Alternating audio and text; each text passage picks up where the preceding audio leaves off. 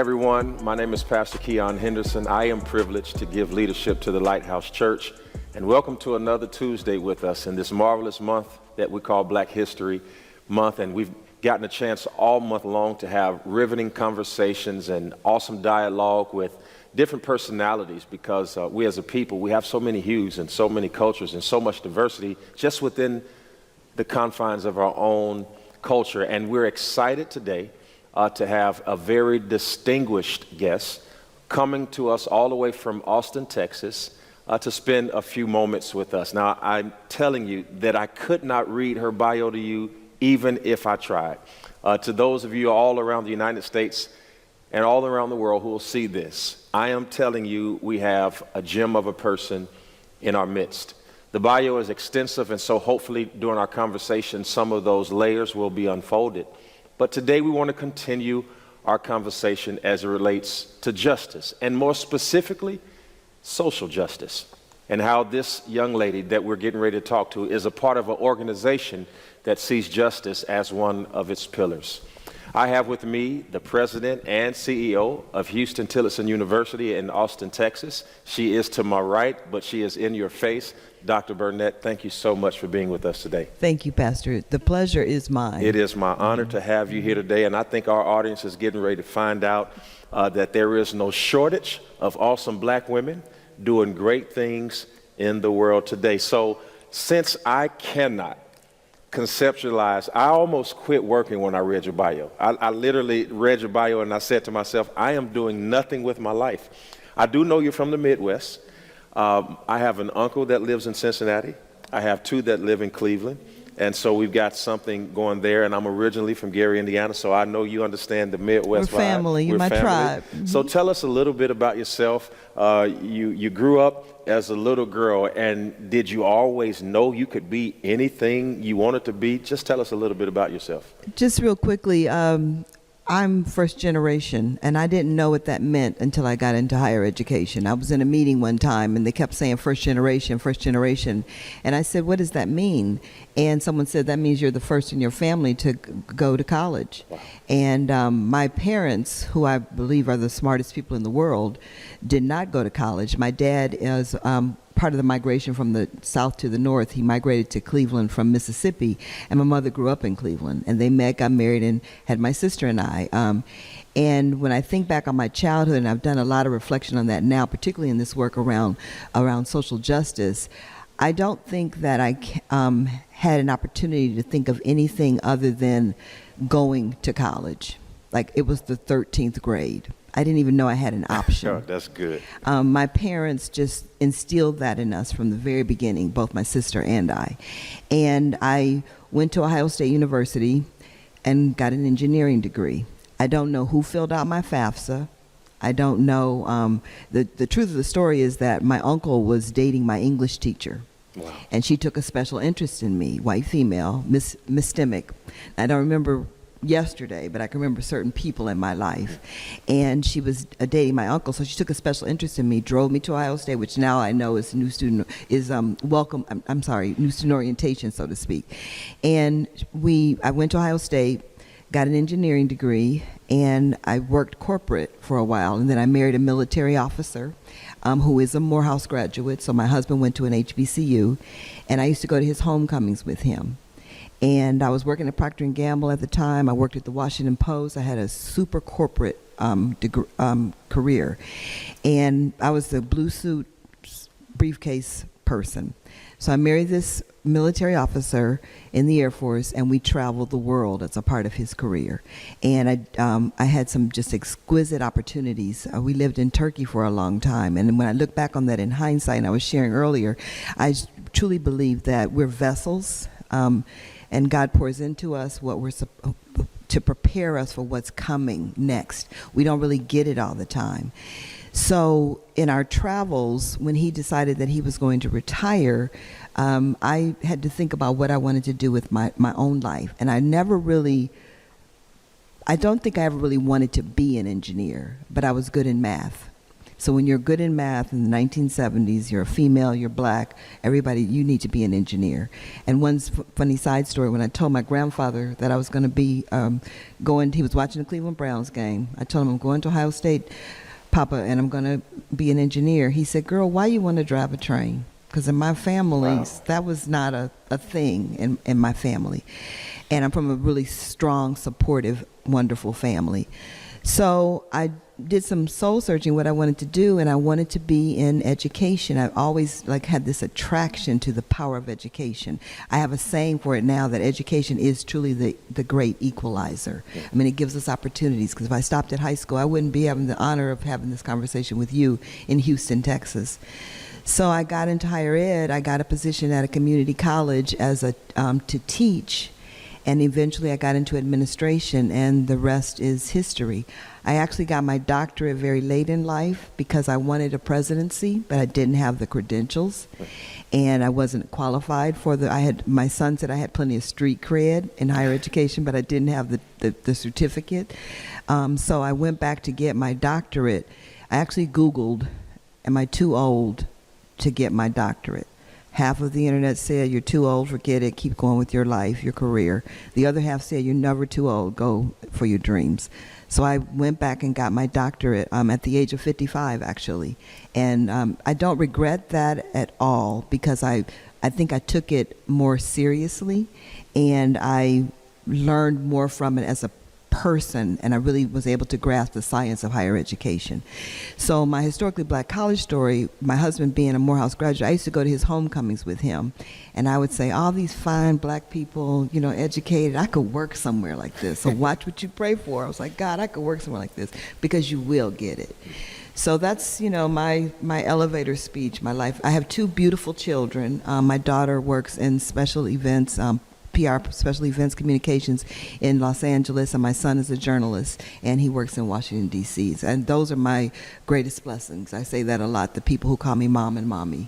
They're my great, I actually always want to get weepy when I talk about them, because I'm very proud of the people that they've become. Well, I'm sure that your parents are just as proud of you. The Ohio State. Shout out to all of the Buckeyes. A great university. Down through the years, historically awesome at football, Washington Post, just all of these things you name, and you just say them as if, that weekend I went there, and then we lived in Turkey, and then we bought a space shuttle, and then we went to the moon for the weekend. It sounds enormous, but for the young African-American girl growing up in that time, which is not far from now, but light years from now, because things are changing at such a rapid pace. From the time you grew up, having a father who sounded very traditional and very strong and protective, to now having a representation of yourself in the White House, in the vice presidency, did you know or have any sense at that time, just go back to 15, 18, was there any sense at that time that today would be possible? None at all, but yes, okay, if that makes sense. Okay. I'm a child of the 60s. I grew up in the 60s. The soundtrack of my life is Motown. And I grew up in the 80s, but that's my soundtrack too. Those are many of our soundtracks. Those songs, all the words. Every word. I grew up in an era in Cleveland, Ohio, in an all-black community. So I was really sheltered from the systemic racism as a child. And I look back at that now, and I really think about what my parents were up against and what they had to do to make sure that my sister and I had opportunities. And I appreciate that on such a deeper level than I ever did, because the more I encourage people to really know your history.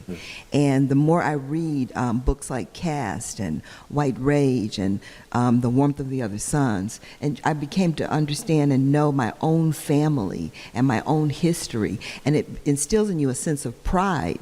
So I think as a child, the sky was the limit for me because of the people that I was surrounded with and who strongly believed in me. And I think that's something that we lose as a culture of our young people, to really believe in them and make them feel like they could do anything they put their mind to, and to work really hard to remove all these barriers against their success. And that's why I'm president of Houston Tillerson, because that's our mission. That's my job as the president, is to remove barriers to student success. That's my job. I love it. Sometimes that looks like a financial barrier. Sometimes it's a programmatic barrier. Sometimes it's, the color of their skin, the people, how people perceive the institution. All those things. That's my job, to remove those barriers. When you said about earlier, when you were talking about going to college, and you said a young girl who was good at math back in that was the first thing that came to my mind. It's almost as if you have a hidden figure story. Because when I went to see the movie with my husband, who's a natural introvert, and we're in a movie theater and I'm talking the whole movie. That happened to me. I understand that. Because it was like art was truly imitating life. Like there's the scene where Taraji Henson went into the big room of all the white engineers. That happened to me. And figured that problem out just like that. Right. That actually happened to me in a different scenario, because my husband was stationed in Georgia at the time. So here I come, this corporate I was coming from Procter & Gamble. I worked at Procter & Gamble, and I go to Georgia, and I have to get this job I have to get a job. And they had advertisements all over the base that they were looking for engineers. So I go and apply, and all of a sudden they weren't looking for engineers anymore.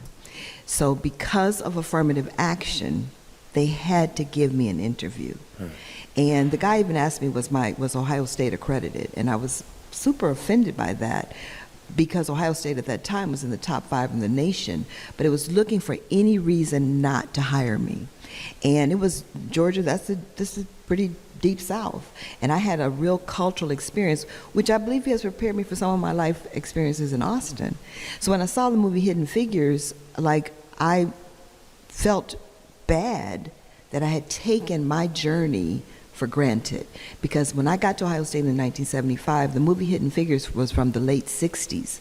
So just less than 10 years before I walk on the campus of Ohio State University thinking they owe me something, I owed women who couldn't use the same bathrooms, who couldn't drink from the same coffee pot, just within 6 to 10 years. And that's really nothing. So, and they were all black college graduates. So they were all built to be warriors and to trailblaze for women like myself to come behind them and take many things for granted. So that's what we try to instill in our students. I'll take the word tryout. We instill in our students that you have to understand your history. It will build you up and gird you for any challenges that you come against. And that's really the magic of what happens at Black College. I think you're onto something. And those of you all who are watching, I hope that there is somebody whose interest is sparked. And I hope that you're looking at Dr. Burnett and saying, I can do that too. She's the CEO and president of a university.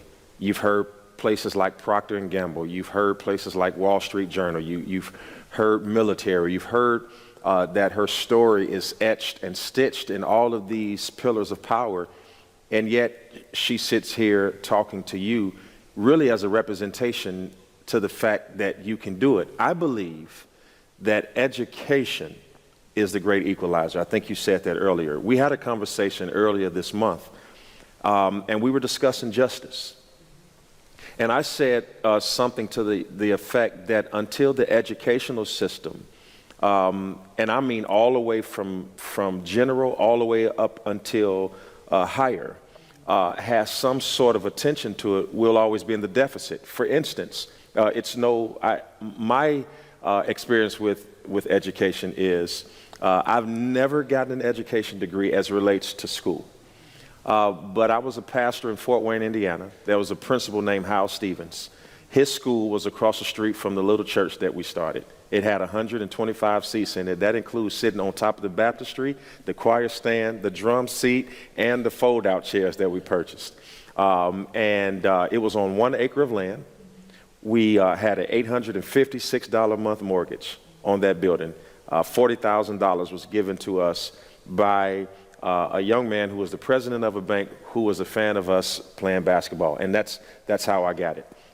And he asked me to come on staff, and I said, I don't have a degree. He said, we can fix that.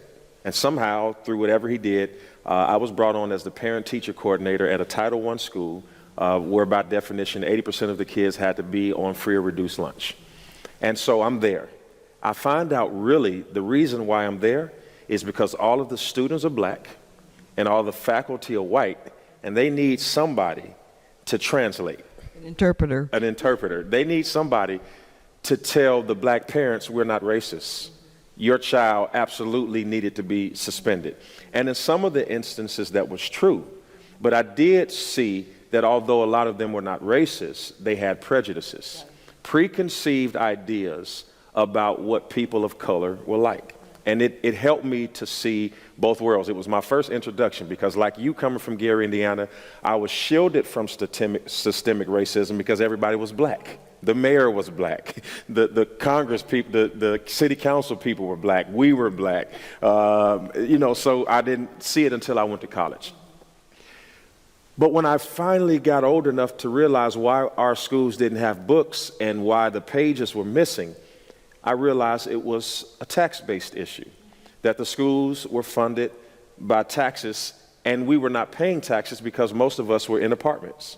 So there was no income tax, there was not income tax, there was no property tax that was there that was going to help the school. So you escape that, you get through and you do the best you can, and then you get a scholarship.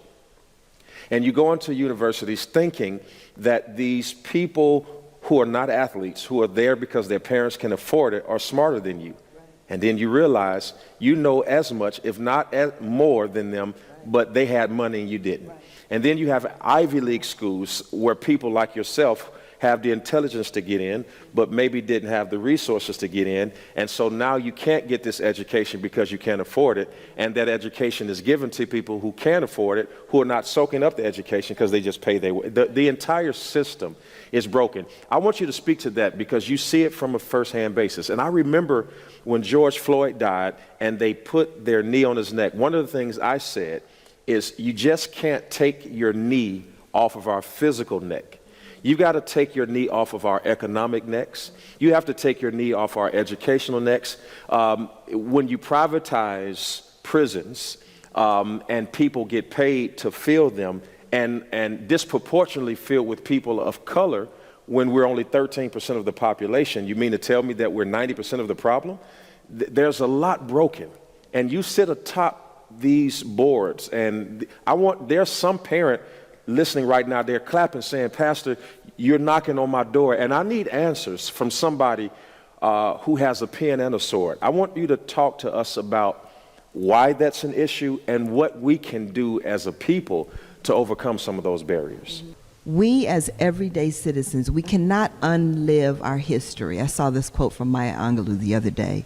We cannot unlive our history, but we can be courageous enough to face it, and so that we don't have to live it again. Love it. And so everybody has to find their form of activism. Muhammad Ali said that having a servant heart and service is the rent you pay to be on this earth. And everybody in your form of activism, whether you have a large audience such as yourself, or you're a stay-at-home mom and you only have your children, not only, but you have your children as your sphere of influence. So in your spheres of influence, you have to do everything you can to eradicate and be courageous when it comes to racist moments. And that means if I'm a philanthropist, and I am looking for things to fund, I want to make sure that I'm funding things that are going to lift people's lives, that I'm not giving to the same people that I always give to, and that I'm being conscious of the fact that this is a pet peeve of mine, that I'm investing in black organizations or in brown organizations, because we're not charities. It's an investment in our future. So when people think about, where they put their money, do you take your children to a daycare that doesn't accept vouchers? Because if it doesn't accept vouchers, that's a way of keeping poor people out of your daycare center. So if I take my children to a daycare center, they don't accept vouchers, I need to take my children to another daycare center. So in your own sphere of influence, you have to make sure that in your daily life, if you're at work and you look around and everybody looks like you, or everybody is white, and you're the only person, you have to have courage to speak up in a very strategic way, so that your voice is elevated and people start to see how injustice really impacts bottom lines. You've just impacted me. And I think you've just impacted people who are watching. You don't have to be powerful to be impactful. You don't. That you could do something as simple as saying, if this daycare doesn't accept vouchers, even if I can pay for my child to go, I remove them so that other people can have another opportunity. I think that's brilliant. I think that's ingenious. And I think it shows people that you can really start fine-tooth combing through your life to just find out small ways that you can be effective against the entire system. And the key thing is continuing to have the will. We get tired. After the 1960s, the civil rights movement, we got lulled to sleep. We got to equality, but we didn't get to equity. I mean, let's stop right there. Two things, let's two stop different right things. there. See, this is why you get paid the big bucks. So I think you opened up a Pandora's box on that. So we got to equality. Like under the eyes of the law, we are equal. If I enter a room with a white female, same age, same credentials, we are equal under the eyes of the law. But then equity, we're not treated equitably by nature of the color of my skin. In many cases, people perceive you differently. And that's what I say, it's back in your heart. And we have to do that self-work of everybody, of your own biases. We all have biases. We all stereotype. And that's everybody. Because even the people who are victims of systemic racism, we also have to deal with what's happening in our souls, what's happening in our hearts. Because that's how you get to, that's where you find your courage. Yeah. And that's where your hope comes from. And resisting. And hope keeps that will going. Yeah, resisting the urge to become what you're fighting. Because you could very easily. That's good. You must be a pastor. What you fight. One of the things I know is for sure, the Bible says, give and it shall be given unto you. Good measure, pressed down, shaken together, and running over. That's not my favorite part of that text. The second part says, shall men give unto your bosom.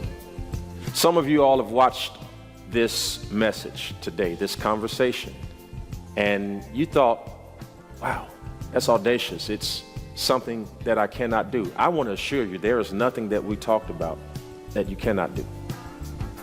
The last thing I heard Dr. Burnett say was, we are planting a lot of seeds. And by that, she meant that our future would be secured, because seed, properly taken care of, always ensures a harvest. You can't just see that as it relates to conversations. You have to also see that as it relates to your economy. What you do with your money has grand potential and consequence. One of the things that you can do is to make sure that you understand that giving is better than saving. That the more you give, the more God gives to you. My grandmother used to say, you can't beat God's giving, no matter how hard you try. So they're going to put instructions on the bottom of the screen right now to show you exactly how you can give. And to those of you who are in our Lighthouse 2.0 community, thank you for using Givelify.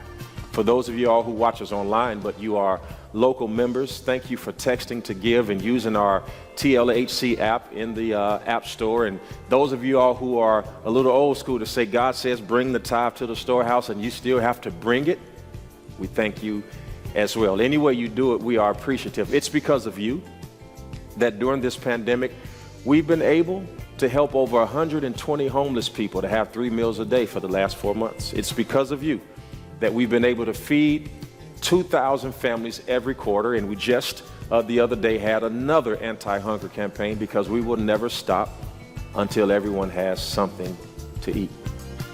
It's because of you that we're able to continue constructing our Dream Center, providing educational spaces for kids who may be less fortunate or people who just need a better environment. All of that happens because you're faithful. You being faithful allows us to be faithful to what God has called us to do. Thank you so much for your participation in our journey, and I hope that what we're doing is making a change in your life, because our relationship is about reciprocity. Thank you for your gifts, and God bless you, and I pray that God will multiply what you've released 1,000-fold. God bless you. And Mr. Knox, I can only imagine how incredible you must have been. I think our audience is going to figure it out, because women don't make the same mistakes men make, right? In order for you to be there, Dr. Burnett had to put some amazing thought, sleepless nights, multitude of counsel. Just real quickly, how did you get in that seat? That's a great question, Pastor Henderson. I don't know how I got in this seat.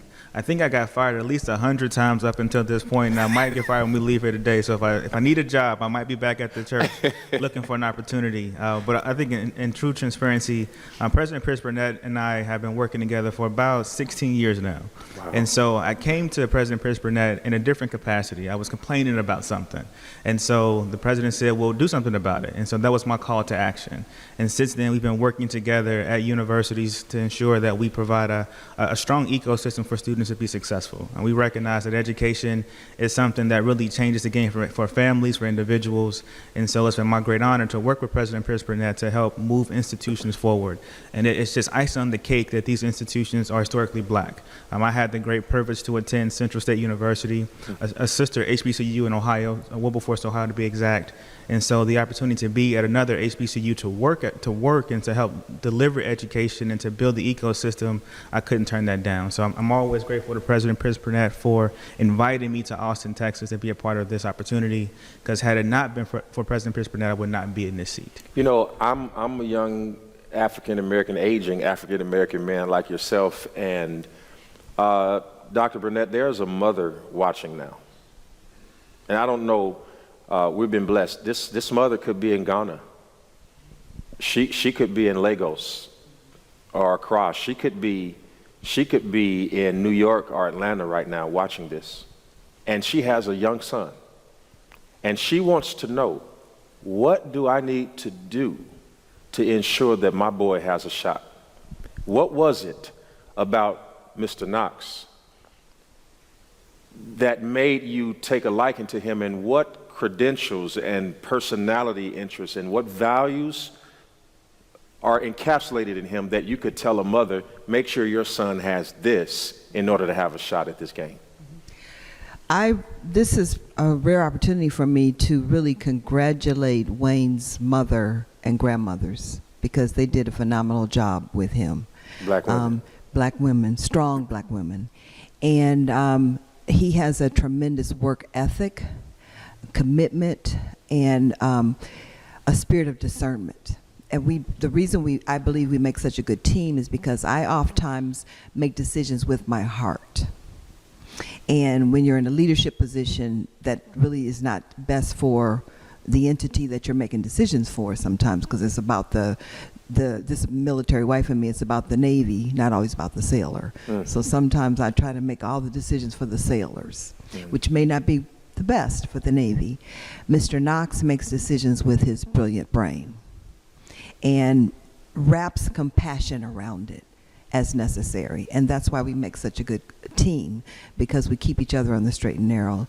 So what I would tell those mothers is that you pour into your child discipline, structure, and empowerment and passion, and you love them unconditionally, because when you love them unconditionally, they begin to love themselves unconditionally. And that's really a reflection of what I've experienced in my journey with Mr. Knox. And I have fired him probably about 100 times. So we, just like any team, we have our ups and our downs. But the mission, the common mission, is to uplift these young people and to be able to pour into them what was poured into us. And that's a gift to be able to do that. And one correction that I want to make to Mr. Knox, he said that he came to Austin at my invitation. I had to drag him out of Chicago for him to join me, because we had I went back to school, as I was sharing earlier, and Mr. Knox went to Chicago to get his master's and was working there. And then I came to Austin. And you, as a leader, you need a team.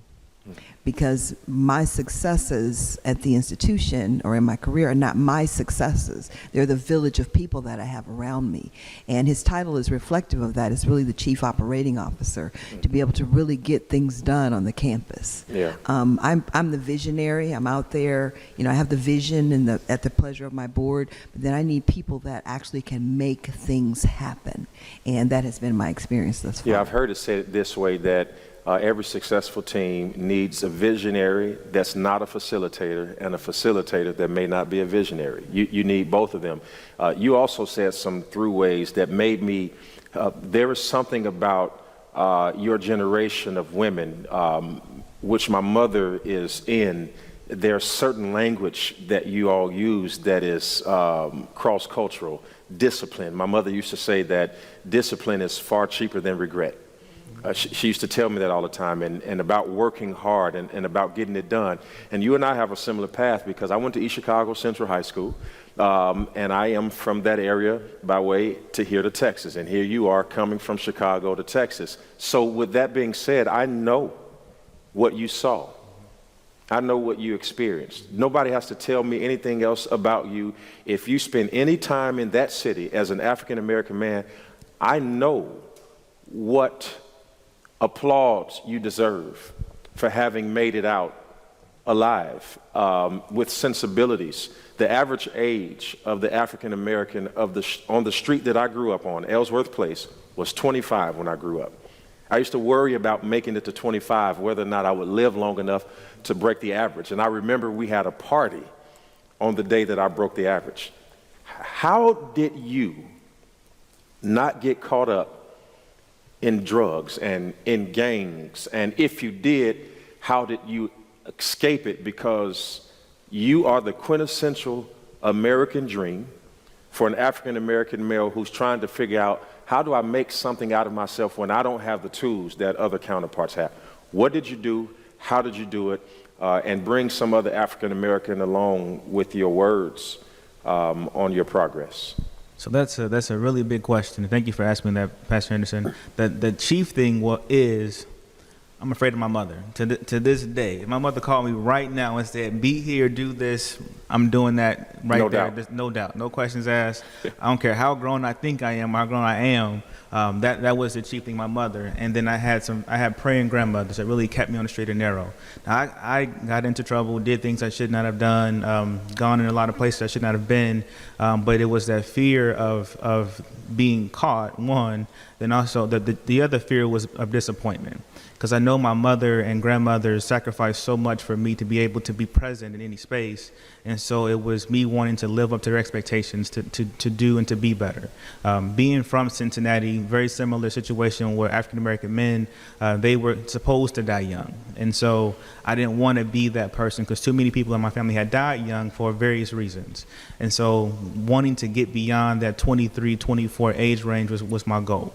And so what fueled me to move forward was, I didn't like people telling me what I could not do, because I didn't come from an impressive family, a family with prestige and money and things of that nature. We were a hardworking family that loved one another and loved people. And so for me, it was to do what folks that I could not do, to be able to have my name be currency, if you will, for my family members, so they can say, well, Wayne is my blah, blah, blah, blah, and therefore I need to do X, Y, and Z. That was my chief motivator. And then I also recognized that it was really important for me to give young men that same spark, if you will, to really dream beyond themselves. Don't get caught up in what society says you should be or what you cannot do, so on and so forth. So I committed myself to working really hard to be an example, to be a role model. And not, by no means am I perfect. It's more so that if I can do it, you definitely can do it, because you're a lot smarter, a lot braver, a lot whatever. And so that's been my chief goal, and it still is my chief goal, still my chief guidance, if you will, to serve people, specifically young men, to give them a way out and a way forward. Because far too often we're told what we cannot do, what we cannot be. For people who may not have had experiences like those of us as minorities in our country, and I expand that to Latino, to Native American, to all of marginalized groups. I'm going to share a story about one of the scariest moments I've had as an African American, and I want each of you to do the same, because I think that before people can see a struggle, they've got to experience it through your eyes. I was watching television the other day, and I was watching a young lady, a Caucasian young lady, suing her parents for support, for monthly support, because she couldn't get them to accept her boyfriend. And so she wanted to stay with the boyfriend, and she sued her parents for $862 a month for support. And I thought, no way in the world, in Gwen Scott's house, are you going to take her to court and sue her for money and live to tell the story? It's just certain things that's just not going to happen in our community. And I looked at the young lady, and she had a $30,000 Cartier watch on, which I'm sure her parents purchased her. And I thought, is it possible that privilege has ruined more people than struggle? Absolutely. Absolutely. I remember the most scariest moment of my life. I called myself, and he's going to know exactly what this is, Doctor, called myself being a GD. I was a gangster disciple growing up. I would never wear red. Everything I wore was blue. The Duke Blue Devils became my favorite team because they had a pitchfork, and that was the sign for the game. Now, I want to go on record for all the gang members. Ain't no sense of coming after me because I ain't one. You ain't got to come and get retribution or make it even because I wasn't tough then and I ain't tough now. But I called myself being a gang member. And so the day I found out that I wasn't, we were in a neighborhood where there was a rival game called the Latin Kings. Latin Kings were gold and black. And we were going to Great America that morning. My friend Leonard's mother was going to take us, and he has since been murdered. But his mother, Faye, was going to take us to Great America in the morning. And we stayed out all night because the goal was back then to not go to sleep, because if you could stay up all night, you was that guy. And we were leaving at 6 in the morning, so we stayed out all night. And we go down the street, and we walk past the rival gang members, and we shouting out, GD this and GD that, and we thought we were tough. 15 to 20 seconds later, they come around the corner in an old school Cadillac, shooting. You could see bullets ricocheting off of brick walls, and it was then that I found out that this was not the life that I wanted to live. I ran with everything in me. We all split up and went in different directions. I had a hat on my head that flew off. It was an all-white Chicago Bulls hat, because back then Michael Jordan was the GOAT, and still is. But still having the conversation as I'm coming back, and as I'm running, and there are LeBron James fans clearing their throat offset, but they're not in the chair, so they must not know what they're doing. And so we were running, and I ran, and the hat flew off my head. Running as fast as I could, Doctor, and I got into the parking lot of Rallies. You remember Rallies and Checkers? And there the guys are in the parking lot with the guns in their lap. And I ran right into them, and I stopped running. And they didn't say anything. And I kept walking, and they didn't say anything. And I walked past them, and the thought was, they're getting ready to shoot me in my back. And nothing happened. I finally got to Leonard's house and realized that the hat that I had on my head was gone. And I thought they were looking for the guy with the hat on. Okay. And I use that as a story to tell people there is something that you're wearing that if you don't shed it, it'll get you killed. It'll keep you from getting to the promised land, if you will. That's a story that people who live in certain neighborhoods would never experience. So I told my story. I want you to enlighten our audience about a difficult moment in your life, whether it was professionally or as a child, where it was just hard to be black. Doctor, I'll start with you. Well, mine is not life-threatening, but it is about power, privilege, and struggle. And it was a moment that happened to me recently in Austin, and it shook me to realize that even though I'm the president of a university in a very prosperous city, I'm still black. And there was a race summit that was held in Austin, on a summit on race, and I was a speaker because I'm the co-chair of Mayor Adler's Task Force on Institutional Racism and Systemic Inequities. So I had spoken and introduced a very powerful speaker that moment at the summit itself.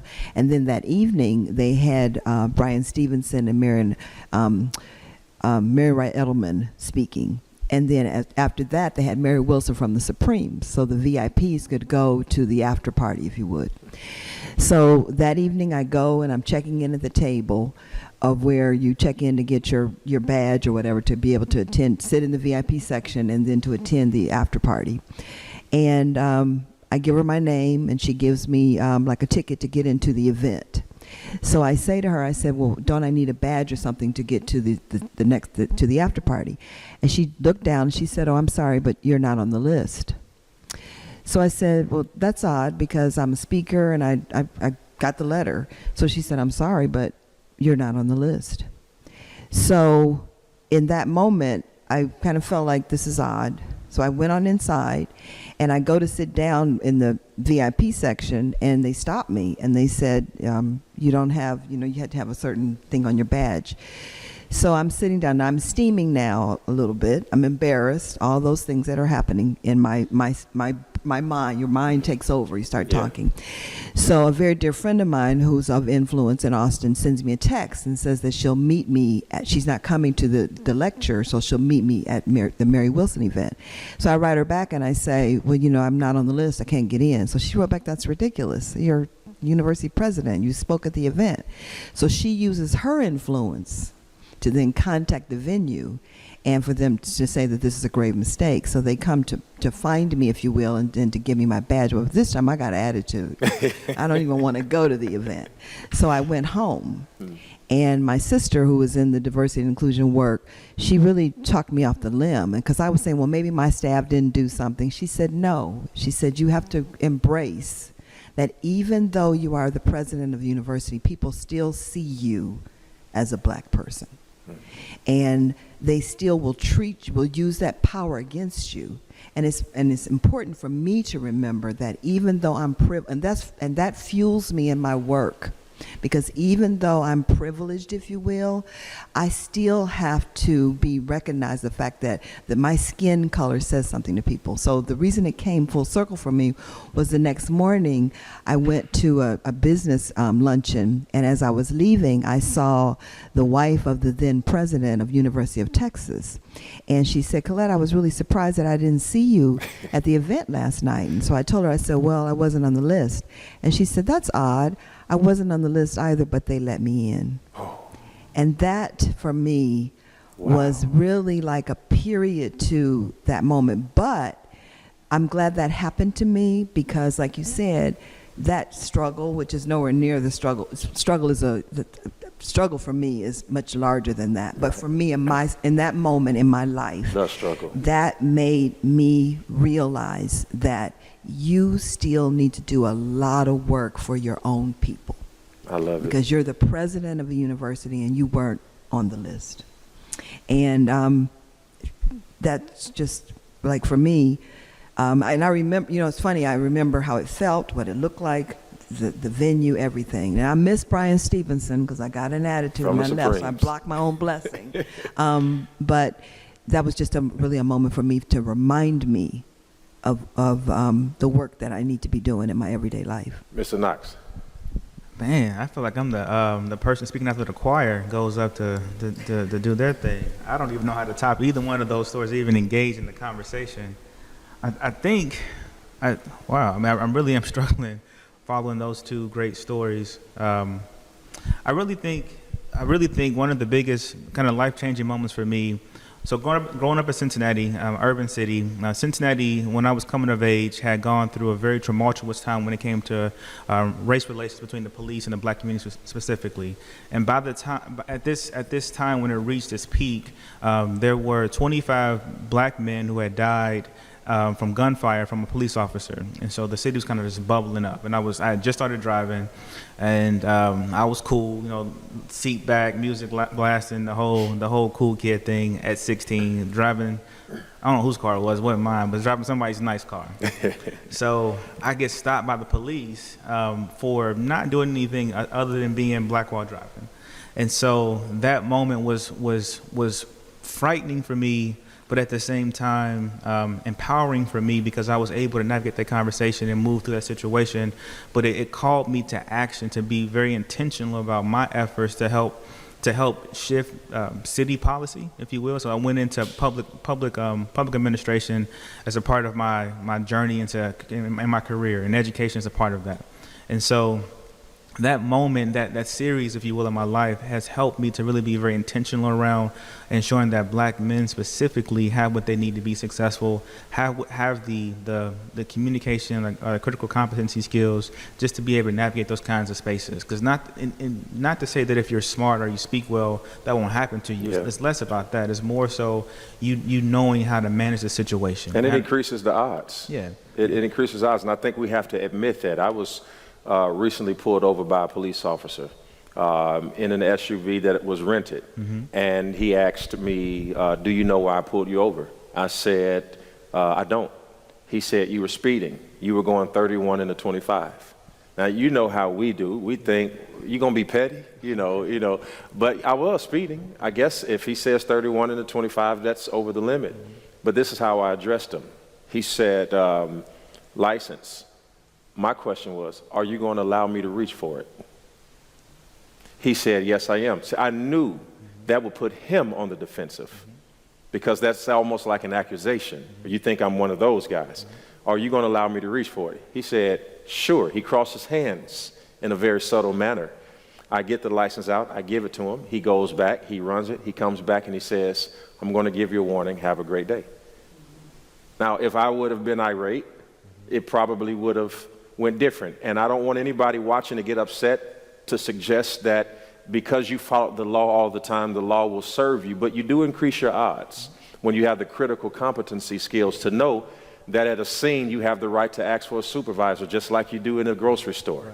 Right. To be able to know, and this is an open-ended question for the both of you all. There's a guy named Reverend Gregory Boyle, who is a Jesuit priest, who founded the largest gang member rehabilitation organization in the United States of America.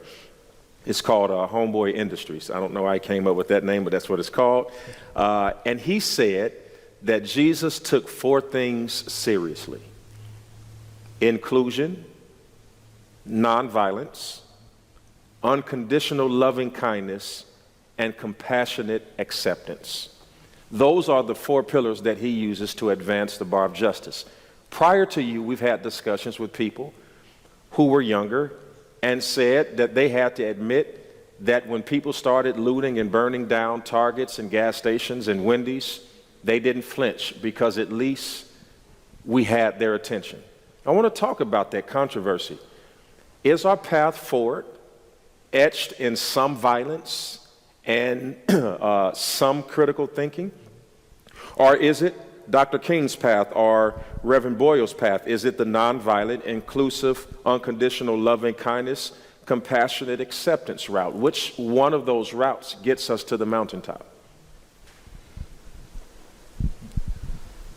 I think it's a both and, honestly. I think there's a need to get folks' attention. So I'm not saying a call to violence, anything of that nature, but you have to take action in order to make people respect who you are.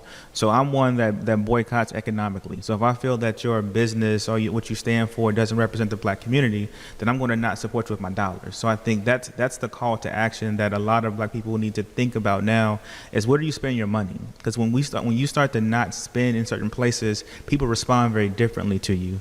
And so I think it's that part of action, not necessarily violence, but action. Then the other part of being very intentional about understanding perspective. perspective. And so you listen with the intent to understand versus the intent to respond. And that's that inclusion piece for me, because I'm trying to understand your perspective before I offer my perspective. And I think we have to work collectively, it's not the work of black people or brown people alone. It's everyone's work to do that to do that in terms of listening intentionally, to really understand perspective and then to build common ground. As mentioned before, we're more alike than we are different. And so when we focus on what we share and care about, then we can get a lot further than focusing on those disparate things. Well, I like blue, you like red. Okay, there's colors in between those two. So let's focus. We like color, basically, at the bottom line. So it's really about finding those shared interests, then growing out versus trying to focus on why we're different. But at the same time, taking some kind of action. So for me, it's economics. I'm not going to spend there. And so whatever that action looks like for the individual, that must be a part of what we do to get to a common ground. And, there's a book called White Rage by Keion Henderson, and she wrote it in response to the riots. And she wrote an op-ed and turned it into a book. And she said everybody's focusing on the riots and the violence for black people, burning down our own communities. And she said, but really what people need to peel back and look at what's causing that. And it's really white rage. It's where this back to, I love history, so it's back to the origins of our country, and what caused people to treat people inhumanely and the brutal institution of slavery. Like, what caused that? And then what stirred that? Why were we considered to be 3/5 of people? And then that eventually disrupts periodically into protests. And I don't support or, like Wayne said, no type of violence. But you have to have action, and it has to be organized, it has to be committed, and it has to be driven, and it has to be for purpose. So the marches, the entire Black Lives Matter movement, people can perceive it as violent. The data speaks for itself. Very few of the marches themselves. Of course there's rioting and there's protesting. And then the protests, unfortunately, have turned into riots, which has turned into violence. That's unfortunate, but there's a reason that that's happening in the communities that it happens in. It disrupts. And until we get down to the root of the problem, it's like having a sore, and you just keep putting a Band-Aid on top of it. But you don't really get down to the root of the infection until you really start rooting out that infection. That's when the sore will begin to heal. And so we're in this space now where we put a Band-Aid over it, and then it disrupts, it erupts. We put a Band-Aid over it, it erupts. So my hope is that we start really getting into the core of why communities, why there's this disruption, why there's this violence, and then continue to move towards focusing on the peaceful protests. And I don't think, Dr. Burnett, and I love both of your answers, my personal perspective is that everybody already understands why. The same people that judged Black Lives Matter for burning down Target broke the windows of the Capitol and burned down Black Wall Street and burned down the Capitol building in the 1800s. Everybody knows why, but nobody understands why when they're guilty. Right. Go ahead. Right. Yes. Austin, Texas. In 1928, Austin had a legal city plan called the 1928, some call it the 1928 Negro Plan. And if you were black and brown in Austin, you had to live in 78702 if you wanted your utilities cut on. So black people were displaced, black and brown people were displaced from across the city into one zip code, one area, and this was illegal. And the city really didn't invest a lot of money into that area. Now, Houston-Tillotson is in 78702. So as time progressed, Austin started to prosper and grow, and gentrification takes over, and the east side of Austin, which is where 78702 is, it becomes a desirable place to live. So I meet people on a daily basis that are new to Austin that have no idea why there's such frustration and racial strife in the city, because it's the only prospering city that has single-digit African American people living there. So Austin is working extremely hard to build this beloved community, and I really I'm blessed to be a part of that. So people don't understand the why, though. Okay. Like, how did all of this get baked into Austin, into the racial disparities, the health disparities? And it goes back to intentional decisions that people made to be bigoted and to be racist. So, but most people don't get that why. You know, they come to Austin, they just don't understand why the city has these challenges that it has. So it's back to my point about understanding the history of it, and then understanding the pain that there are people still living that experience that, and then their families experience that, and then their opportunities were snuffed out in many cases, and that's unfair. So you're right. People say, I didn't even live in Austin in that time. How does it affect me? Right. But it does affect you. Yeah, and I think there's a new phrase that millennials are using. You know, they're tired of people understanding. They need to overstand, right? They need to really get it and see what's going on, because you know, you've got a generation of millennials, and I'm sure that as you do your work with African American men, they're distrusting of this system. We do all of this marching and all of this talking, and they like, did that do anything for Medgar Evers? Did that do anything for Dr. King? Did it do anything for Harry Belafonte? Did it do anything for Andrew Young? Did it do anything for John Lewis? And they have a different strategy, and it's a little more forceful, and it's got anger in it. I've been trying to do my best. I didn't do this publicly. I did this privately. I had a call with a few mentors. Now, I'll keep anybody's name out of this. I brought together several prominent preachers. I brought together just about all of the, not all, but most of the young prominent African-American civil rights activists of this day. I brought on a couple of CNN analysts and MSNBC analysts, and I had a Zoom, and I brought them all on, and I said, I'm not here because I'm trying to be all of your leaders. I'm not. Sean King is not going to go to my church, and Van Jones lives somewhere else. I just brought them all together. Bishop Jakes has his own church. Brought them all together, had this platform, and I said, I brought you all together because I want you to speak to one another, because I think that the solution of the future is a compromise of all of these mindsets. And that while they were burning down buildings in the 60s and 70s, Malcolm X was saying by any means necessary, and that was one part of the movement. Dr. King was in the Oval Office with Lyndon Johnson signing legislation. And I think that both were necessary to move the needle of justice forward so that the temperature could be one that we all could stand. I want you to speak to the necessity of equity of thought, that as Dr. Antipas Harris said it this way, he said, idealistic and politically motivated voices have replaced God's voice. It's what I call sanctified oppression. And he said, what has paralyzed and polarized our country is that some believe that a singular system should assume ultimate authority over all, and that diverse methods are somehow toxic and invalid. I think that's a powerful statement, because I'm pragmatic in the thought that it's going to be both and not either or, and all of the right isn't wrong and all of the left isn't right. And I think that we're going to have to find this middle ground where we the people actually become we the people, and not the divided states of America, but the United States of America. Talk to the person who's watching right now, said, no, burn it down until we get change. And he's appearing to be strong. And what about the person who they say is weak, that's saying, no, let's compromise. Can we reason? Where is our true north?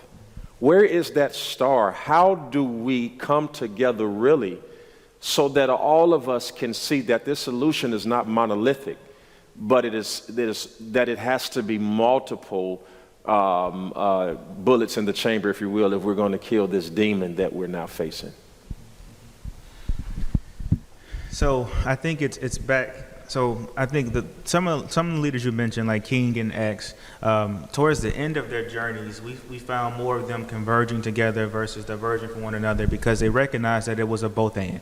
And I think the key thing I want anyone listening to this show and hearing this message to really think about and ponder is the possibility of the both and what do I do to contribute to the both and then back to the point I mentioned earlier about listening with the intent to understand versus the intent to respond, because in that work of listening intently you find that common ground, that commonality. Well, I might not agree to approach 1 through 4, but I agree with approach 5 through 10, and so we work from that vantage point.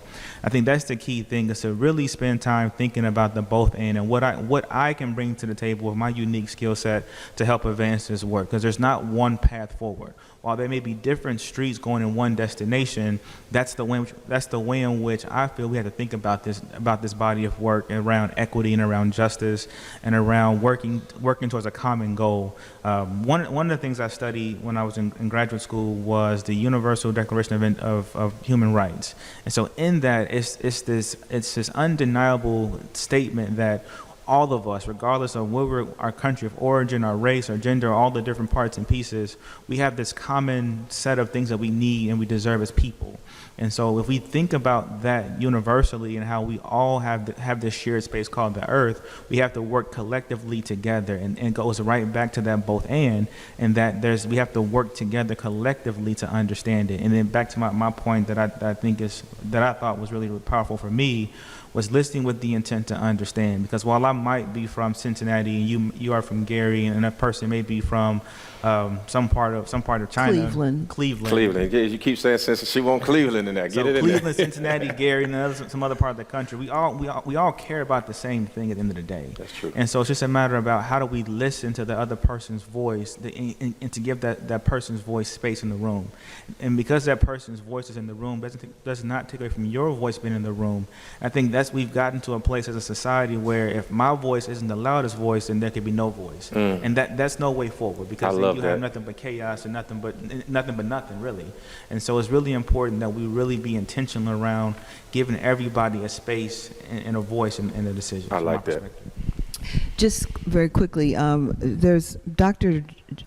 Peniel Joseph is a University of Texas scholar and a friend of mine, and he wrote a book called The Sword and the Shield, and it's about Malcolm X and Dr. King.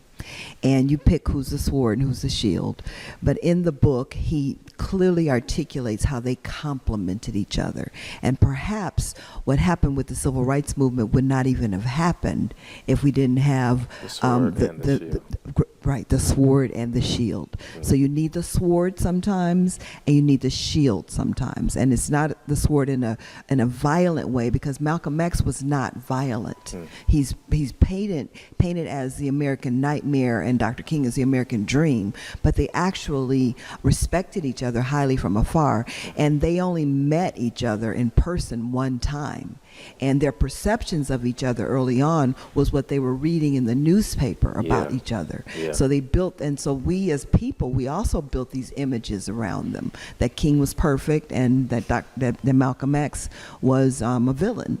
But in reality, both of their styles is what catapulted us forward. And where they met was in Congress, at the Capitol. Malcolm X was there, and he was standing in the back of the room. They were both immaculately dressed, as they all both were, and just as powerful men, black men at that time, with a cause. So Dr.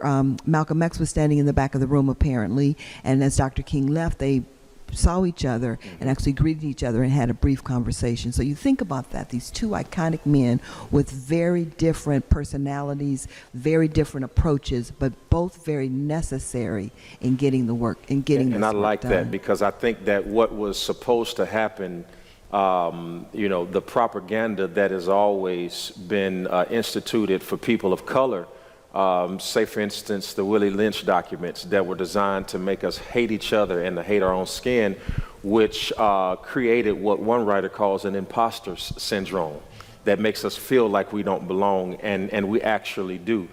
I am very impressed in my heart, very driven and purposeful about creating educational opportunities for people in lower income situations and people of different ethnicities. We have something that we're building right now as we speak. It should be done in May of 2021. It's called the Dream Center. And it's about 40,000 square foot of space with classes for technology and science, sports facilities, and it's built in an area where new facilities don't exist. The only thing new in the area where it is the newest wing of the Bush Airport. Everything else is run down and old. And one of my pillars of leadership is exposure. And so every time we picked a school that we rented or a building that we rented until we were able to get our own facility, I always attempted to rent those buildings in areas where we were not welcome. And let me tell you, they ran us out a lot of them. We only lasted 6 months in Kingwood before we had to get out of there. But let me tell you, it helped people who were going to our church, who were at or beneath the poverty line, to drive past $1 million homes every day. It was my only goal, so that they could see what they could be, even if they were not it at the time. And there are testimonies after testimonies after testimonies of people who have educations now that didn't have them then, who own their own homes now that didn't own them then. So I did my best, and I'm doing my best, to build this center where schools can be housed, and we've got a daycare and all this kind of stuff that the neighborhood needs. So that's my way of fighting. And you said something. I wish in the next few moments before we wrap up that we could build a 5 to 10 step plan, that we could give the people watching us 5 things that they could do on their level that would help shatter this ceiling that has been holding us down and to help push us forward. I know one, we can fight economically. You said, Dr. Burnett, earlier, and you just said it, about, hey, to the mom who has a child in daycare. If you go to a daycare where they don't accept vouchers, then remove your child from that daycare, because what you're doing is supporting an institution that doesn't give the other 8 people who are not like you an opportunity to have the same care as your child. So we've got ways that we can fight economically.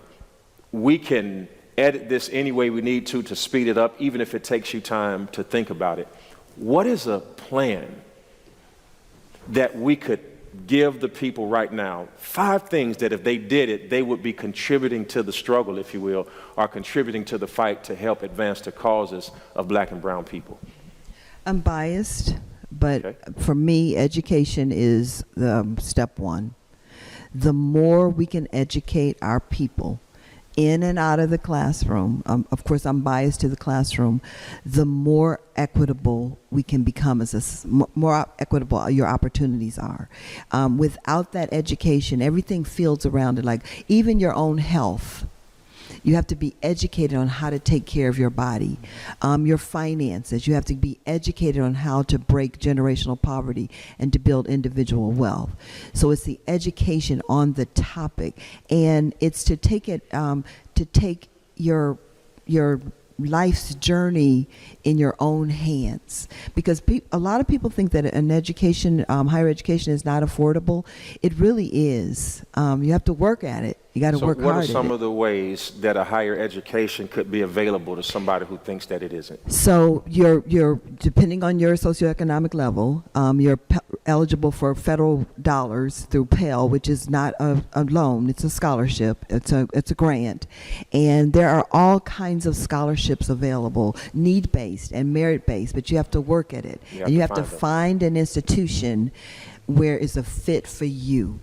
You got to find that space for your child, or if you are the person. And it's never too late to get an education. We have a very robust adult degree program, and I see people turn their lives around by going back and finishing that journey. So Houston-Tillotson University is a place here in the state of Texas, in the city of Austin. If people are looking to get that second push to be able to further themselves, you're saying that they can reach out to you guys, and there are ways that people who cannot afford a higher education can actually get in that door. Exactly. And we work really, really, your education is an investment in yourself. And it's an investment in your child. So you want to do that investment up front so that they can be anything they want to be. Like you are your mother's wildest dreams because of the path that you've taken. Same thing with Wayne. Same thing with me. So it's because those people made a way and created an opportunity for you to do it, be able to do the things to meet your calling in your life. So that, for me, that's really as a people, we have got to continue to educate ourselves so that we can take our own journeys into our own hands to get seats at these, I hate this analogy, but it's so everybody uses it, to get a seat at the table. You got to find the table. And then I can't remember who it was that said, I think it was Shirley Chisholm, that said she's going to bring her own chair up to the table if you don't give me a seat. And that comes from empowering ourselves. So I love that. So we've got the education piece. Do you all have an online program at Houston-Tillotson? Well, before COVID-19, we did not. We were not an online school. I'm very, very proud of my institution. Within 2 weeks, within 2 weeks, but 10 weeks, but it's 2 weeks. Within 2 weeks, we lifted ourselves to fully online. We have been online since March of 2020. The times it's been just unreal. And so we are a touchy-feely school. We are an environment. I miss my students on campus. So we will return to on ground, but prayerfully, if things work out the way that we believe they will. But we will now launch an online program, fully online, because we had one in the works all along. And that's because we see that there's an audience for that. And now we also see that we can do it, because crises push you into a zone where you realize just how strong you are. It's back to that conversation about resilience. Yes, ma'am. So we got education. You said economy. Yeah, if I could add one thing on what President Fred just mentioned. Oftentimes we, as a society, the American society specifically, liken low socioeconomic to intelligence, and that's not the case at all. People believe because they're poor, or because a person is poor, he or she can't learn as well, which is the greatest misnomer in the world. So that to say, it's really important that we, as creators of the ecosystem and of society, we don't perpetuate that narrative that if you are disadvantaged economically, you should not go to school. That people who are affluent or of wealth should go. It should be everyone going to school. And so it's up to the institutions, which you all pretty much commit to this. Once you get in the door, we'll help you find the dollars. We can speak very specifically to Houston-Tillotson. No matter how distressed your economic background is, if you go to school and do your work, we'll find money for you. There's scholarships abundantly out there to help cover your education. So the real message for me out of that is your job now is to go to school and get good grades. Once you do that, the rest we can figure those parts out. So I really want to impress upon individuals that don't think about your financial standing as whether or not you should or should not go to college. You should definitely go to college, and we'll help you find the resources to pay for your education. So back to the list of 5, economics, education, I really believe in what you said, Pastor, about exposure. And I think it's just one step further is authentic exposure, because it's easy to take young people to a place and to kind of pander to them or to make them think that they could get this if they work hard, or if you speak well, all those different buzzwords that drive me crazy. But I think it's really about authentic exposure. So taking the person to a place where he or she is fully valued and invested in, that he or she can really grow to their full potential.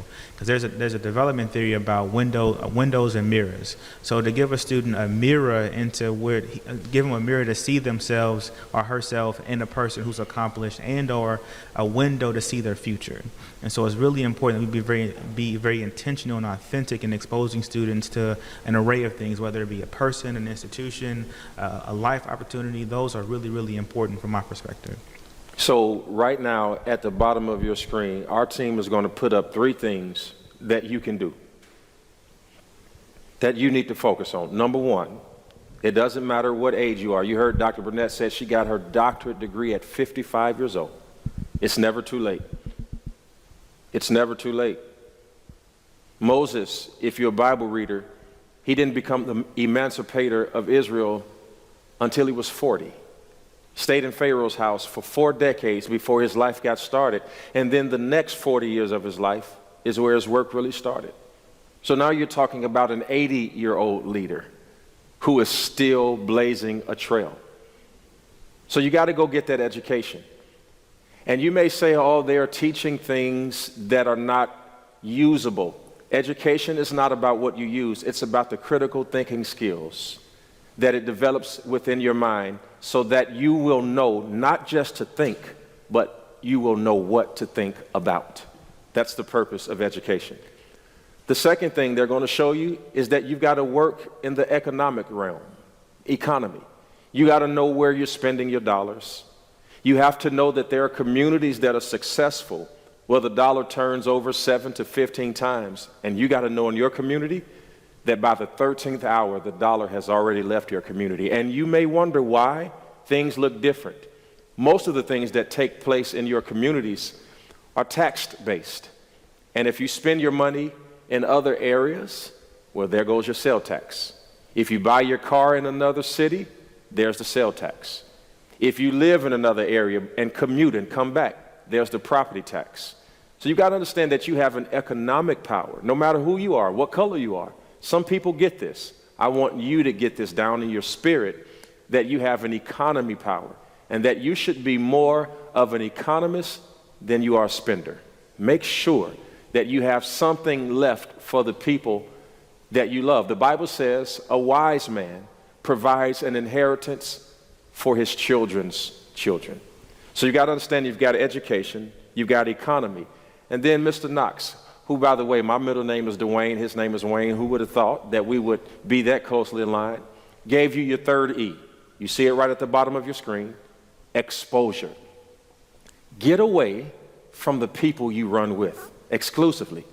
My pastor used to say it this way: you got to run away if you're going to learn from those you run with. If you're the smartest person in your circle, you have a fool for a leader. You need to get in some rooms and be exposed to people who have conversations that make you feel stupid when the conversation is over. Because I guarantee you that if you get around people who are talking on a higher level, some things are taught. But my father used to say, other things are caught. You got to make sure you're in the right environment. You know, frogs need water to live, but they can't drink it. So what they do is they sit in it and they soak it up. If you sit around gossip, and if you sit around lies, and if you sit around negative behavior, then you will be a person who is surrounded with negativity. Thereby, that's the only thing that will come out.